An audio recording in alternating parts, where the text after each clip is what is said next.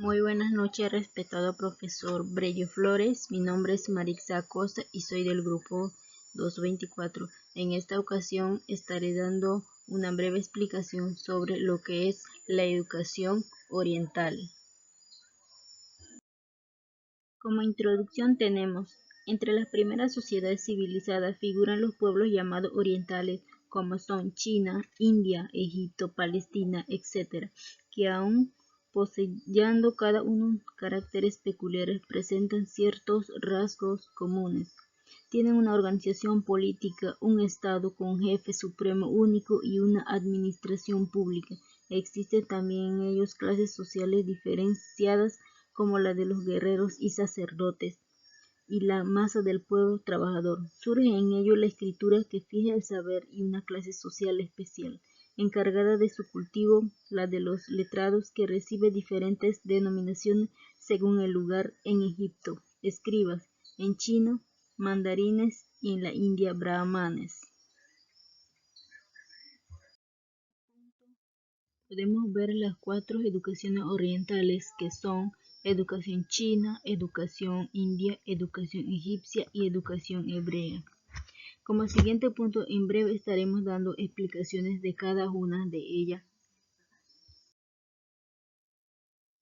La civilización china es una de las más antiguas y su origen se encuentra sumido en el más fabuloso misterio.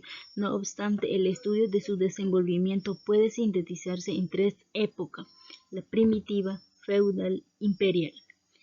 Edad primitiva, que comprende desde su inicio hasta el año 2300 a.C., época en la que la madre era el eje principal, mientras que en edad feudal, que se extiende hasta el año 500 a.C., periodo de tendencia guerreras y organización patriarcal. Edad imperial, que se extiende hasta el presente siglo, en que la China se transformó en república. Esta época corresponde al gobierno de los mandarines. La civilización china guarda en su seno enormes riquezas de tipo cultural y pedagógico. Es innegable la riqueza de su literatura, donde se destacan los 5 Qin: la crónica de la patria, el libro de la historia, el libro de los ritos, el libro de los versos y el libro de la adivinación. Esa obra, atribuida a Confucio, ejercieron una influencia muy poderosa en la educación de la época imperial. Los 5 grandes Qin, y algunos más atribuidos a él, pero escritos varios siglos después, han constituido textos que han orientado la educación china hasta nuestros días. La educación china ha estado quizás más unida que a la vida política, a la cultura, en la que existe una gran continuidad y un elevado grado de desarrollo. La cultura china ha sido en efecto una de las más notables y refinadas del mundo antiguo. La civilización hindú ha estado organizada por 3 núcleos de personas: aborígenes ubicados en la India, los arios de origen europeo y el Ganges de origen asiático. Aquellos grupos alcanzaron algún grado de cultura, carácter nómada, que le dio el principio a la sociedad y las culturas hindúes. El sistema de castas se formó pirámide social integrada por 4 castas primordiales, que son los brahmanes, que se hallan en los cúspides; los kshatriyas, también llamados guerreros nobles; los vaisyas eran cultivadores y comerciantes; los sudras, trabajadores humildes. Estas 3 primeras corresponden a los aryas, un hombre libre; la última a la masa de pobladores aborígenes. Ninguna de estas clases se comunicaban entre sí.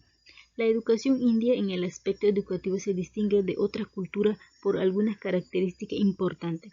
La primera, educación de los brahmanes, enseñaban a un conocimiento regular a lo largo de toda la vida, y la educación de la familia a la propagación de castas.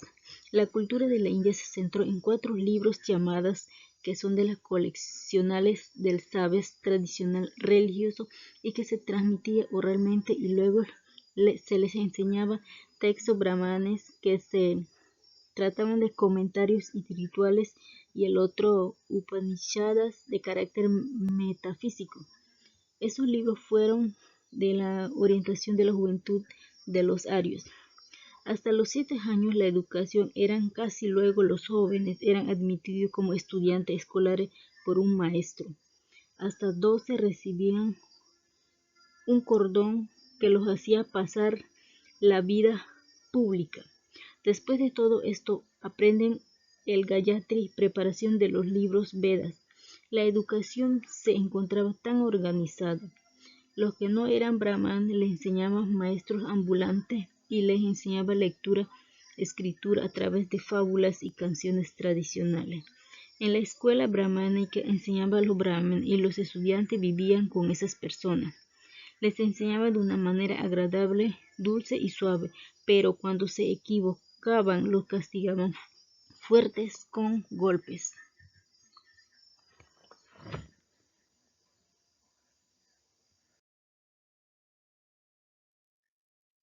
En la educación egipcia había 3 clases sociales de personas: los funcionarios y escribas, los sacerdotes, el ejército compuesto y campesinos extranjeros.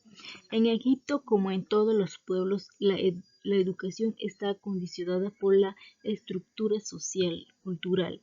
En su organización política predominó el poder absoluto de los faraones. De su poder y riqueza dan fe la grandeza de las pirámides que se convirtieron en sus tumbas. Los funcionarios o escribas que junto al rey administraban el país, estaban los sacerdotes que eran seglares, pero que ejercieron gran influencia. Finalmente estaba el ejército compuesto por campesinos y extranjeros. Además de estas 3 clases sociales, hay que contar la población trabajadora compuesta de labradores, comerciantes y obreros, que apenas tenían derechos políticos. Los egipcios se destacaron en todas las artes plásticas, como la ingeniería, la agricultura, etc.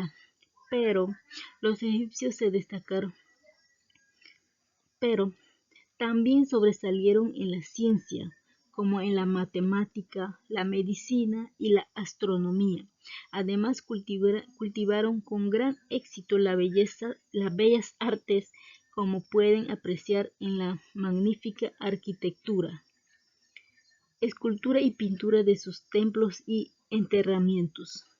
La educación estaba en íntima relación con la religión y la cultura, y llegó a alcanzar un gran desarrollo. La primera educación recibían los niños en la familia, que en la masa del pueblo era monógama, y en las clases superiores polígama. A los 6 o 7 años los niños asistían a la escuela, que inicialmente eran solo para hijos de las clases superiores, pero que después se generalizaron, quedando así divididas las escuelas elementales para el pueblo y las superiores o eruditas para los hijos de los funcionarios. En la escuela elemental se enseñaba la lectura, la escritura, el cálculo, rudimentos de geometría y ciertos ejercicios gimnásticos.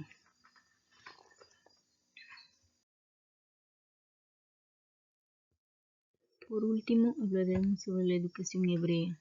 El pueblo hebreo ha sido uno de los mayores trascendencia histórica, puesto que constituyó 2 religiones, una la nacional, el judaísmo, y otra de carácter universal, que es el cristianismo. El pueblo hebreo fue el más religioso y teocrático, puesto que estuvo gobernado por sacerdotes, patriarcas, rabinos y profetas. En la primera parte de la vida del pueblo, su régimen social era puramente patriarcal, con jefes como Abraham, Isaac y Jacob. La base de la vida estaba en la familia, que era poligámica, y donde el hombre tenía gran predominio sobre la mujer. La educación era doméstica y familiar. Estaba a cargo del padre, quien podía disponer sobre la vida o muerte de sus hijos, y la disciplina era muy rigurosa. Tiempo después se desarrolla una educación con carácter superior para la preparación de los peritos en leyes y en escritura, aquellos para la interpretación jurídica de los libros sagrados, esto para la religiosa, dando origen a la formación los rabinos, que se convierten en los maestros de este pueblo. En esta época, los profetas Isaías, Jeremías, Daniel y Ezequiel son los inspiradores de la educación y la cultura hebrea. Solo en el siglo I a.C., por iniciativa del sacerdote José ben Gamala, comenzaron a crearse la escuela elemental para niños hasta los 14 años.